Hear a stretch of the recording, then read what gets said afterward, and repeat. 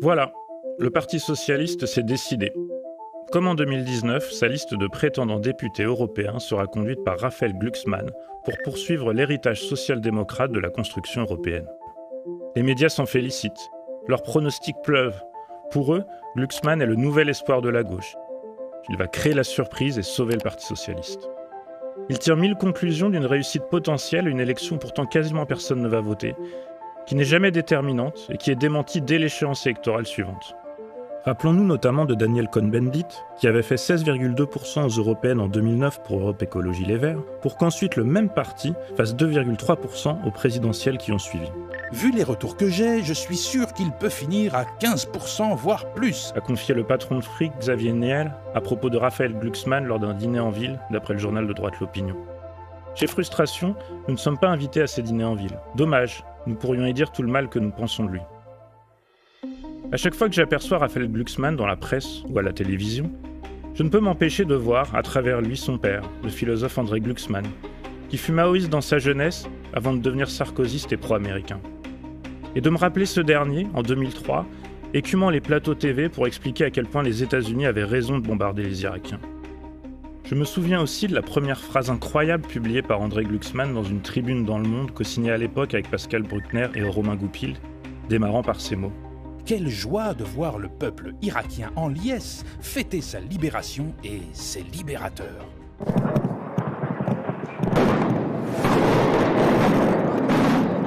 Des libérateurs qui tuèrent plus de 100 000 civils et plongèrent la région dans le chaos et la misère qui règne depuis, tout en nourrissant le terrorisme. Un tiers des 40 millions d'Irakiens vivent sous le seuil de pauvreté, alors que la région est l'une des plus grandes réserves de pétrole du monde. Bien sûr, Raphaël Glucksmann ne peut porter la responsabilité des turpitudes de son père. Mais l'a-t-on une seule fois entendu se désolidariser de lui, de ses amis, de ses idées ? Au contraire, il aime à dire que tout le monde voudrait que je fasse mon Oedipe, mais je n'en ressens aucun besoin, ni dans ma vie personnelle, ni dans ma réflexion intellectuelle. Il le démontra d'ailleurs à l'époque en écrivant plusieurs articles dans la revue Le Meilleur des Mondes, publication néoconservatrice et atlantiste, c'est-à-dire soutenant systématiquement la politique étrangère des États-Unis. Dans la lignée de son père, Raphaël Glucksmann tenta d'organiser la candidature de Bernard Kouchner aux élections présidentielles de 2007, ce qui l'a amené à participer à des réunions du parti d'ultra-droite Alternative Libérale, dont il faillit même être candidat aux élections législatives. Des vidéos le démontrent. Je vais passer la parole à Raphaël Glucksmann, qui sera candidat pour Alternative Libérale. Moi, j'ai toujours été séduit par la philosophie libérale, mais j'ai jamais connu d'engagement militant sur le terrain politique. On va dire que si on arrive en France, dans notre discours, à libérer en quelque sorte le marché du poids de l'État, et ben c'est aussi et surtout pour libérer l'État et la politique des forces du marché. Contredisant ses mensonges sur le sujet. J'ai jamais été candidat à la moindre élection avant d'avoir été candidat en 2019 pour Place Publique et les élections européennes. Kouchner, de sinistre mémoire, va-t-en-guerre pro-américain, payé par Total pour blanchir la multinationale des accusations de travail forcé en Birmanie, deviendra finalement ministre de Nicolas Sarkozy, ce qui fut loin de déplaire à Raphaël Glucksmann. Il avait lui-même assisté à un meeting de sa campagne présidentielle. En 2007, impossible pourtant d'ignorer ce qu'était Sarkozy jusqu'alors, ministre de l'Intérieur s'attaquant continuellement à nos libertés publiques, organisant notamment le fichage génétique des faucheurs d'OGM et des étudiants en grève, et stigmatisant les immigrés à longueur de journaux télévisés. L'ancien président du mouvement Alternative Libérale, Édouard Philias, dont le but premier était de supprimer la sécurité sociale, garde un excellent souvenir du charisme de Raphaël, de son exceptionnelle aisance sociale et intellectuelle, dû probablement à son milieu, comme il l'explique à France Info. Il est lumineux, passionné, avec une forme de détachement et d'élégance, Précise quant à lui Bernard-Henri Lévy dans un article du Monde. Ce détachement bourgeois revient beaucoup dans les descriptions de Raphaël Glucksmann dans les innombrables articles le concernant. Il a eu un parcours classique de bourgeois qui lui autorise ce pseudo-romantisme. Après le lycée Henri IV et Sciences Po Paris, il réalise ses documentaires, crée une société de communication, dirige brièvement un magazine littéraire. Il navigue professionnellement au gré de ses envies. Quand des journalistes du Monde lui demandent quel est finalement son métier, il répond « C'est la pire question pour moi. J'ai toujours été porté par les décisions de l'instant. » Éternel luxe bourgeois de la liberté. On pourra nous rétorquer qu'on a le droit de changer, d'évoluer avec le temps, de sortir peu à peu de son aveuglement. Que le Glucksmann d'hier n'est pas celui d'aujourd'hui. En réalité, il n'a quasiment pas changé. Devenu depuis 2019 député européen soutenu par le Parti socialiste, avec d'ailleurs un très mauvais score, contrairement à ce que prévoyaient déjà les médias à l'époque.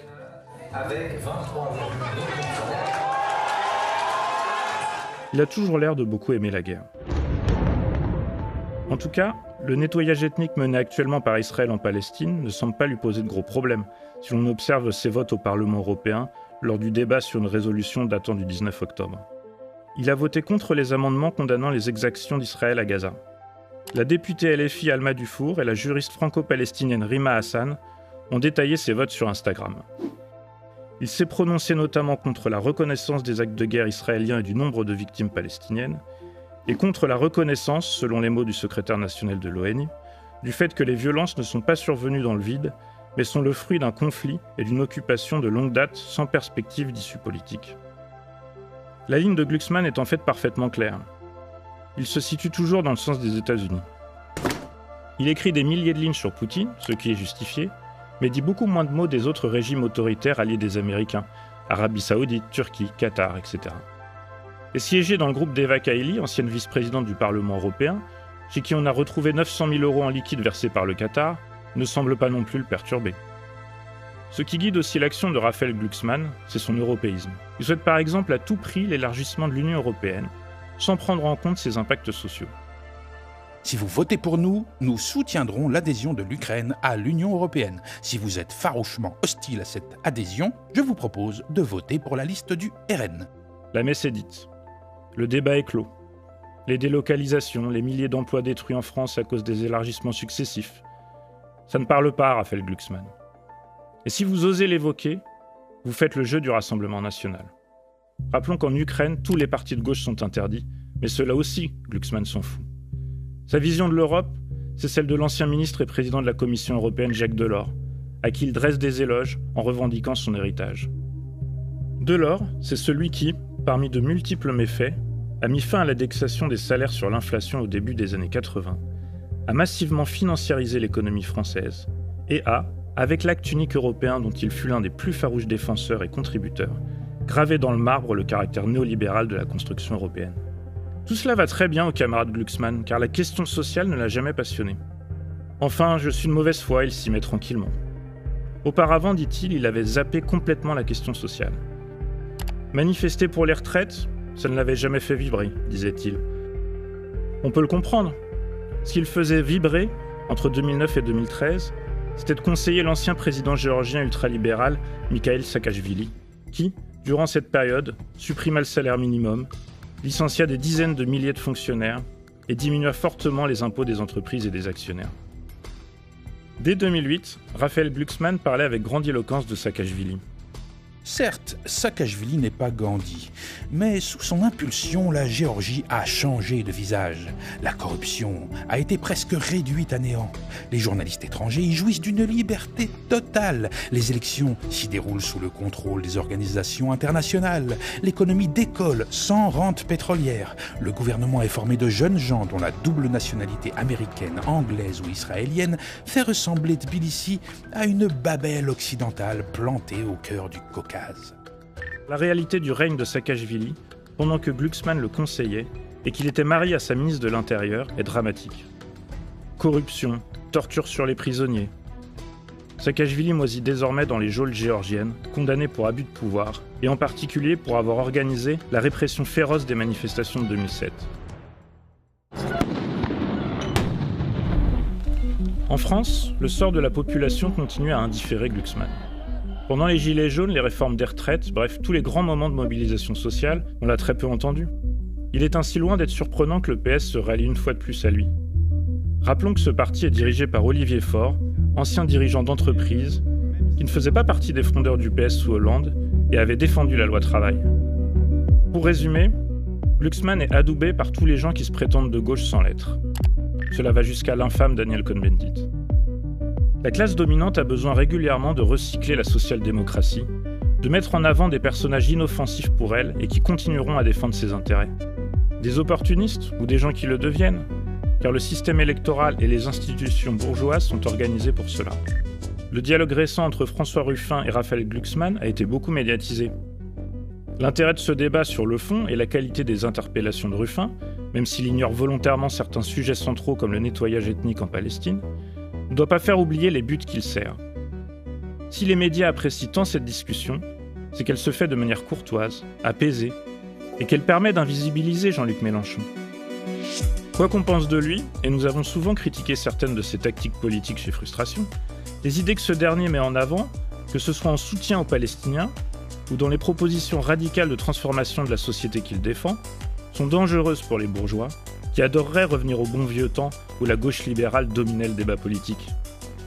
Contrairement à ce qu'affirme Ruffin, dans son échange avec Glucksmann, où il critique la gauche radicale qui fait tout pour effrayer, il y a bien deux gauches irréconciliables dans ce pays. Ou plutôt, des idées, des forces, des engagements de gauche, et d'autres qui ne le sont pas, et qui prétendent l'être pour des raisons électoralistes et financières. Notre camp n'a pas besoin de dialoguer avec Raphaël Glucksmann. Son futur score aux élections européennes doit nous indifférer. Faire reculer Macron, pied à pied, centimètre par centimètre, partout où c'est possible, est la seule tâche qui doit nous occuper. Pour cela, nul besoin de se réconcilier avec Raphaël Glucksmann ou ses futurs clones.